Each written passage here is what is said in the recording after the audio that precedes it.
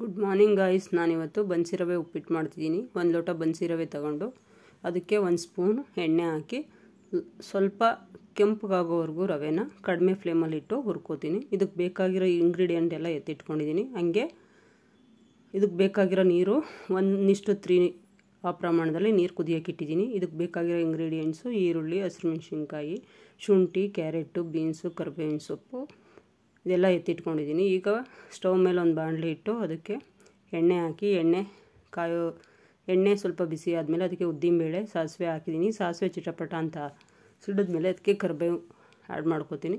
ಕರಿಬೇವು ಹಾಕಿ ಆದಮೇಲೆ ನಾನು ಆವಾಗಲೇ ಹೆಚ್ಚಿಟ್ಕೊಂಡಿದ್ದಂಥ ಹಸಿಮೆಣ್ಸಿನ್ಕಾಯಿನ ಆ್ಯಡ್ ಮಾಡ್ಕೋತೀನಿ. ಅದಕ್ಕೆ ಹಸಿಮೆಣ್ಸಿನ್ಕಾಯಿ ಆ್ಯಡ್ ಮಾಡಿಕೊಂಡು ಸ್ವಲ್ಪ ಲೈಟಾಗಿ ಫ್ರೈ ಆದಮೇಲೆ ಅದಕ್ಕೆ ಶುಂಠಿ ಆ್ಯಡ್ ಮಾಡ್ಕೋತೀನಿ.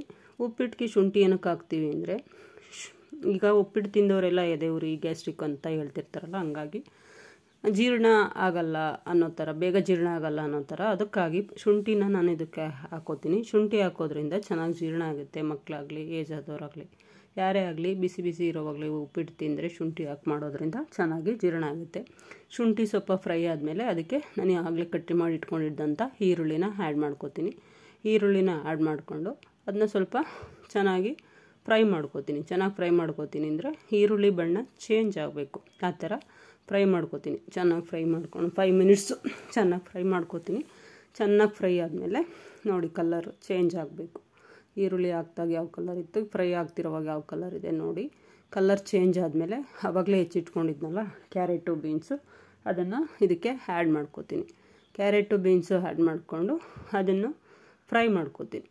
ಸ್ವಲ್ಪ ಫ್ರೈ ಮಾಡಿಕೊಂಡು ಆಮೇಲೆ ಟೊಮೊಟೊ ಹೆಚ್ಚಿಟ್ಕೊಂಡಿದ್ನಲ್ಲ ಅದು, ಕ್ಯಾರೆಟು, ಬೀನ್ಸು ಸ್ವಲ್ಪ ಲೈಟಾಗಿ ಫ್ರೈ ಆದಮೇಲೆ ಅದು ಟೊಮೊಟೊ ಹೆಚ್ಚಿಟ್ಕೊಂಡಿದ್ನಲ್ಲ ಅದನ್ನು ಇದಕ್ಕೆ ಸೇರಿಸ್ಕೋತೀನಿ. ಟೊಮೊಟೊ ಸೇರಿಸ್ಕೊಂಡು ಒಂದು 5 ಮಿನಿಟ್ಸ್ ಫ್ರೈ ಮಾಡಿಬಿಟ್ಟು, ಟೊಮೊಟೊ ಫ್ರೈ ಆಗ್ತಿದ್ದಂಗೆ, ಟೊಮೊಟೊ, ಕ್ಯಾರೆಟು, ಬೀನ್ಸು ಇದೆಲ್ಲ ಫ್ರೈ ಆಗ್ತಿದ್ದಂಗೆ ಇದಕ್ಕೆ ನಾನು ಸ್ವಲ್ಪ ಉಪ್ಪು ಸೇರಿಸ್ಕೋತೀನಿ.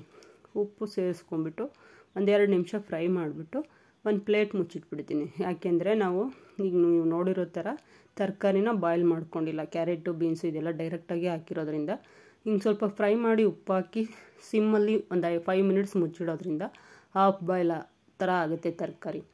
ನಾವು ಯಾವಾಗಲೂ ವೆಜಿಟೇಬಲ್ಸ್ ಆಗಲಿ, ಸೊಪ್ಪಾಗಲಿ, ಏನೇ ಆಗಲಿ ಪೂರ್ತಿ ಬಾಯ್ಲ್ ಮಾಡಿ ತಿನ್ನಬಾರ್ದು. ಹಾಫ್ ಬಾಯ್ಲ್ ಮಾಡಿ ತಿನ್ನೋದ್ರಿಂದ ಹೆಲ್ತ್ಗೆ ಒಳ್ಳೆಯದು. ದೊಡ್ಡ ದೊಡ್ಡ ಹೋಟೆಲ್ಗಳಲ್ಲೆಲ್ಲ ತುಂಬ ಜನ ಹಾಫ್ ಬಾಯ್ಲ್ಡ್ ತರಕಾರಿನ ದುಡ್ಡು ಕೊಟ್ಟು ತೊಗೊಂಡು ತಿಂತಾರೆ. ನಾವು ಅಲ್ಲಿಗೆ ಹೋಗಿ ದುಡ್ಡು ಕೊಟ್ಟು ತೊಗೋದ್ಕಿಂತ ಮನೇಲೇ ಮಾಡ್ಕೊಂಡು ತಿನ್ಬೋದು. ಆಗಲೇ ಪಕ್ಕದಲ್ಲಿ 1:3 ಅನ್ನೋ ಥರ ನೀರು ಕುದಿಯೋಕೆ ಇಟ್ಕೊಂಡಿದ್ನಲ್ಲ, 1 ಲೋಟ ರವೆಗೆ 3 ಲೋಟ ನೀರು. ಆ ನೀರನ್ನ ಈಗ ಇದಕ್ಕೆ ಆ್ಯಡ್ ಮಾಡ್ಕೋತೀನಿ. ಆ್ಯಡ್ ಮಾಡಿಕೊಂಡು ಉಪ್ಪು ಸೇರಿಸ್ಕೊಂಡು ಇದಕ್ಕೆ ಆಮೇಲೆ ಹುರಿದಿಟ್ಕೊಂಡಿರೋಂಥ ರವೆನ ಆ್ಯಡ್ ಮಾಡ್ತೀನಿ. ಆ್ಯಡ್ ಮಾಡಿ ಚೆನ್ನಾಗಿ ಮಿಕ್ಸ್ ಮಾಡ್ತೀನಿ. ಬನ್ಸಿ ರವೆ ಆಗಿರೋದ್ರಿಂದ ಇದೇನು ಗಂಟಾಗಲ್ಲ. ಚೆನ್ನಾಗಿ ಮಿಕ್ಸ್ ಮಾಡಿ ಒಂದು 5 ಮಿನಿಟ್ಸ್ ಮುಚ್ಚಿಟ್ರೆ ಇದು ಉಪ್ಪಿಟ್ಟು ರೆಡಿ ಆಗುತ್ತೆ. ಹೇಗಿತ್ತು ಅಂತ ನೀವು ಒಂದ್ಸಲ ಮಾಡಿ ನೋಡಿ ಕಮೆಂಟ್ ಮೂಲಕ ತಿಳಿಸಿ. Thank you for watching.